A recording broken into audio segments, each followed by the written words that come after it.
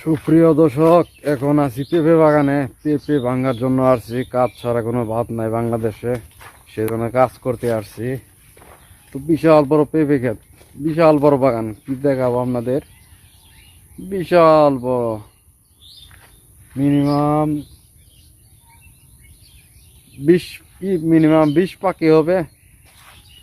20 পাখি ক্ষেত একটা, মানে এক ক্ষেত, বিশাল বড় ক্ষেত। ক্ষেতের ইম্বুরো দেখাই যায় না। পেঁপে বাগান।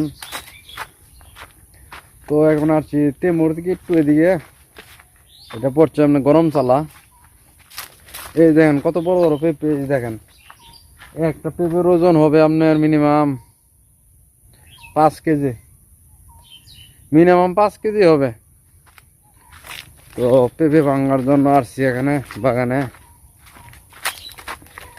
ক্ষেতটা হবে আপনার মিনিমাম 20 পাখি, তার উপরে হবে কিন্তু নিচে হবে না।